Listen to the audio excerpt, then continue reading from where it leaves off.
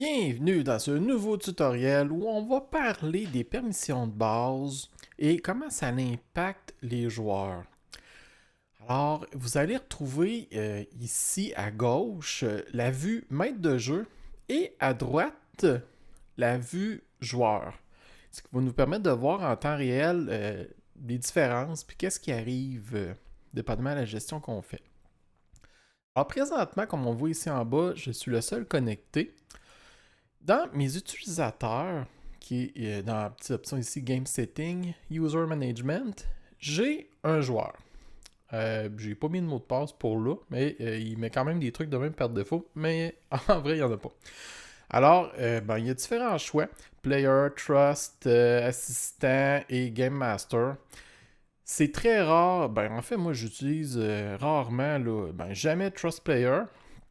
Assistant Game Master, je l'utilise, mais c'est quand même rare aussi. Sinon, on est les seuls Game Master, mais il peut en avoir plusieurs. Alors, mon joueur est créé ici. On va aller là. Alors, je suis connecté et le joueur en question va aller sélectionner son utilisateur, va joindre la partie. Et là, qu'est-ce qui arrive? Premièrement, il y a ce message d'erreur-là ici. Oh, il a disparu, mais l'écran est tout noir et il dit qu'il n'y a pas de vision. Je vais revenir à ça tantôt. Mais sinon, la première fois que l'utilisateur va se connecter, il va avoir une petite fenêtre comme ça qui va apparaître avec son nom de joueur qui a été décidé par le Game Master, alias maître de jeu. Il peut choisir sa couleur. Alors, en quoi ça va impacter? C'est ici en bas, la petite couleur qui va apparaître là. Et si vous laissez les options par défaut, l'espèce de ping qui suit le curseur, un point, va être de cette couleur-là aussi. Alors, tout le monde peut choisir un peu la couleur qu'il veut et voilà un petit vert comme ça. Et qu'est-ce qui est important, c'est Player Character. Alors, dépendamment des droits que vous allez avoir assignés, ça ici, ça va changer. Là, c'est les acteurs que cet utilisateur-là a accès. Comme là, ici, on voit, il y a Observer. Alors, il est Observer là-dessus. Et il y a Owner Spardus. Alors, admettons qu'il n'en choisit pas. Puis qu'il fait juste Save Player Configuration. Puis là, c'est Oh! Il fait tout noir. Alors, ce qui arrive souvent, c'est que, comme on voit ici, il n'y a aucun acteur de glisser sur la scène. Alors, on va aller sur la scène, dans Configuration, et dans Lightning, on va décocher Token Vision. Et on fait sauvegarder, et voilà. Maintenant, le joueur peut voir ce qui se passe. Parfait. Et à quoi qu'il a accès? Alors, vous voyez ici, là, on va comparer les vues. Les vues sont différentes. Alors, moi, j'ai créé un dossier joueur et ça, c'est tout ce que les utilisateurs normaux peuvent voir de cette manière-là. Et par exemple, admettons, je voudrais cacher Herménégilde. J'irais clic de droit, configure ownership. Et je dirais, présentement, tous les joueurs sont observers. Ce qui fait qu'ils peuvent ouvrir la fiche pour voir. Ils ne peuvent pas l'utiliser, mais ils peuvent aller voir dedans. Mais je pourrais décider que, non, moi, par défaut, les joueurs, entre eux, ils ne voient pas les acteurs ici. Fait que je pourrais faire none, je sauvegarde, et ils ne le voient plus. Mais je peux quand même le glisser là. Là, il faut juste que je m'arrange pour avoir la même vue à peu près. Ça va être plus facile de même. Voilà. Alors, il le voit, mais il ne peut pas le sélectionner. C'est incapable de le sélectionner. Ensuite, je pourrais dire, ça va être limité. Alors là, oh, il voit, mais, tu sais, View Character Artwork, Token, il peut cliquer sur la fiche, mais encore une fois, tu sais, il n'y a aucune option. Il ne voit pas dedans. Mais encore là, je peux glisser. Il ne peut pas plus se sélectionner ou voir de détails. Ensuite, on va essayer Observer. Là, ça devient intéressant. Parce que là, quand le joueur va cliquer dessus ici, là, il va voir à l'intérieur. Il peut pas utiliser les choses. T'sais, les clics marchent pas, mais il peut fouiner puis voir qu'est-ce qui lui reste, des choses comme ça, s'il y a des sorts. Mais il n'y a aucun contrôle.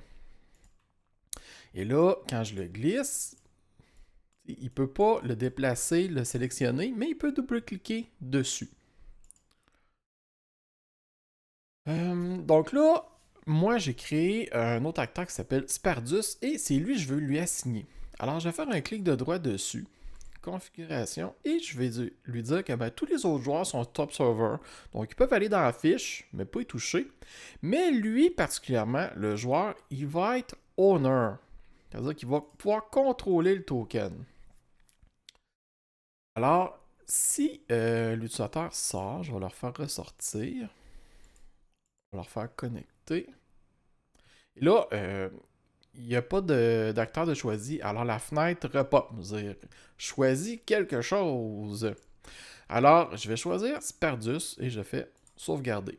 Et là, ici, on voit que je suis connecté joueur 1 et mon acteur que j'ai choisi pour me représenter est Spardus. Et quand je vais aller ici, les joueurs, mon Spardus est là. Et là, lui, je peux aller faire des choses avec, je peux cliquer sur ses capacités, etc.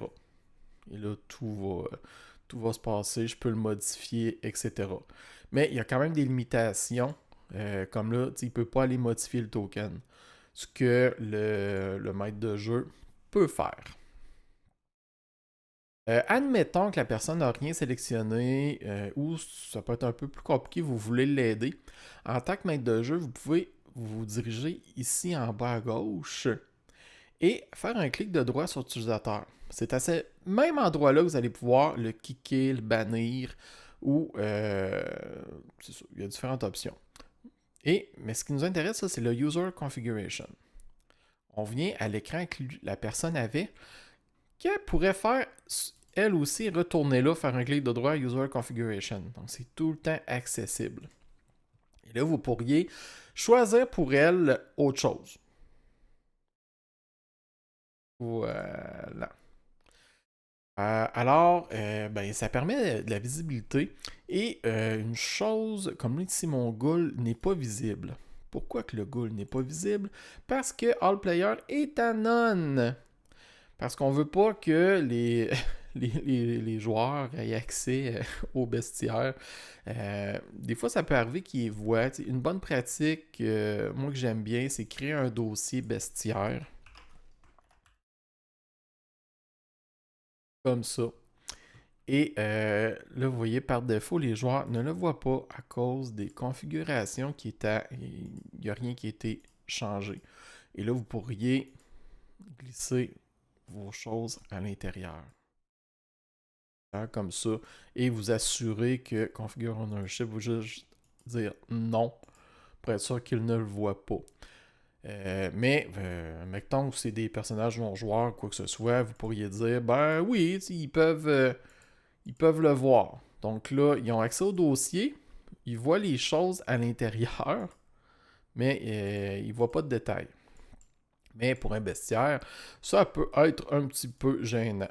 Alors, je vais le... Ah non, ça c'était Configure Ownership. Et je dis non, moi je ne veux pas qu'ils aient de droit. Alors, ben, c'est comme ça qu'on configure de base les permissions sur les acteurs. Vous pouvez faire la même chose sur les roll tables, les items, pas mal tout. Même les compendiums. Comme là, vous voyez présentement, les joueurs ne voient pas le D&D Extended Test. Là. Ben, il est vide, là, mais ils n'ont pas d'accès. Ils n'ont aucun accès. Vous pourriez décider de faire un compendium puis l'appeler... moi, je mets objet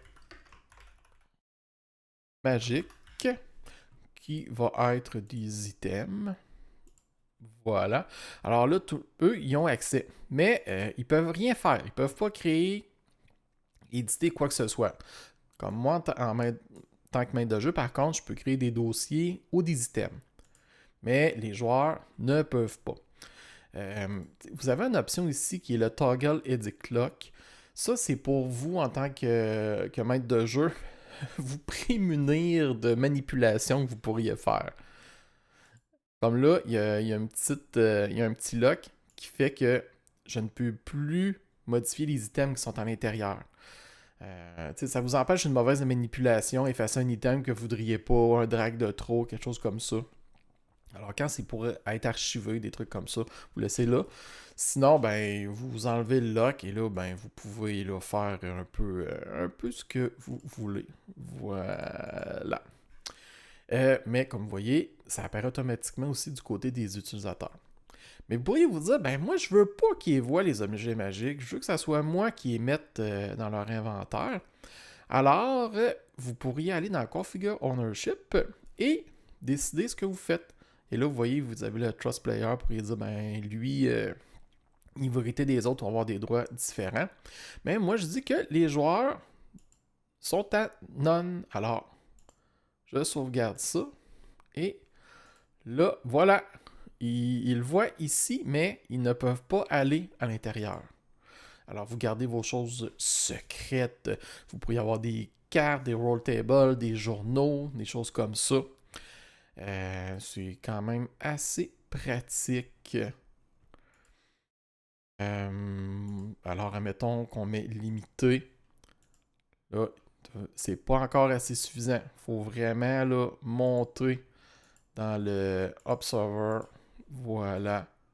Pas encore de droit. Ah non, c'est. Ah, je suis à Game Master. Qu'est-ce que je fais là, moi? J'étais pas sur le bon. C'est lui-ci, limité. Voilà. Ils peuvent pas. Observer. Et maintenant, il s'affiche. Donc, ils pourraient draguer des choses dans leur inventaire. Ben, ça fait pas mal le tour des permissions de base pour un utilisateur avec un joueur. Vous pouvez avoir un plus grand contrôle de ces choses-là. C'est dans Core et Open Permission Configuration. Et là, vous pouvez là, configurer vraiment dépendamment d'un des quatre rôles que l'utilisateur a, des choses là, qui vont agir différemment. Pour y autoriser vos joueurs à créer des items. Par défaut, ils n'ont pas le droit. Alors, il y a plein de choses. Là, uploader des fichiers. Habituellement, on ne veut pas. Là. Le file browser, si vous voulez leur permettre de naviguer pour mettre des images sur leurs choses. Alors, c'est dans ce menu-là. Alors, en espérant que ça va vous avoir aidé.